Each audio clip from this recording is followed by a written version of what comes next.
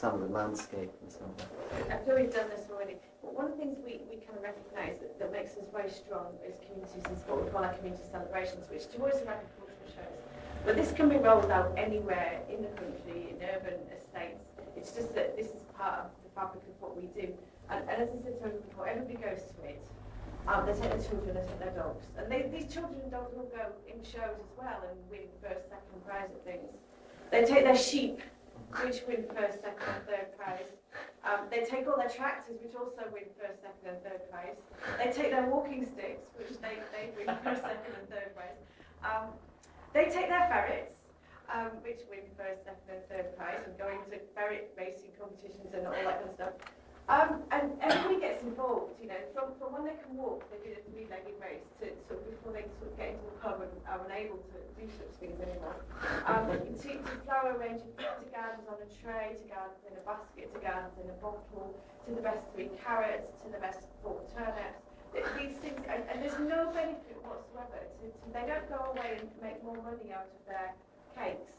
Because they don't do this as a job. Yeah. It's just a feel-good factor about the community. Yeah. And the big thing about these events is that it's this Brough community Brough show has got 75 people on the committee. There's only 500 people in Brough, and 75 of them on the committee. This committee works every month. They will meet through the winter. In the depth of winter, they all meet and what we're going to do and how much prize money we're going to give.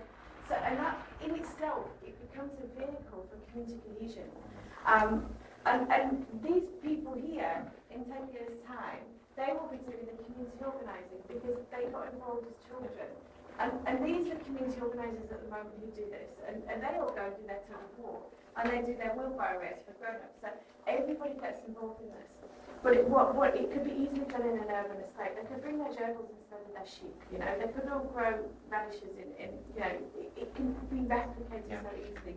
It would take a while to ingrain it in the society and get acceptance, but this becomes part of the fabric of life.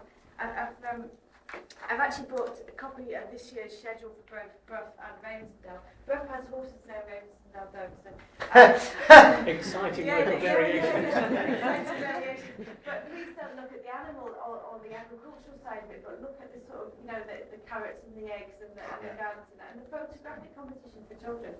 And it becomes a sort of network there. And one thing that I want to say really about the community organisers, and that's really about me as well personally, is as I come from this area, I've lived in this area, I was schooled in this area, I know everybody, I know their grandparents, their aunties, their uncles, their kids, their dogs, their horses, I know them all. And I'm not an academic person, but if I need to do something in this area, I know who it is I need to talk to. And I call it going under the radar, I can get under the radar.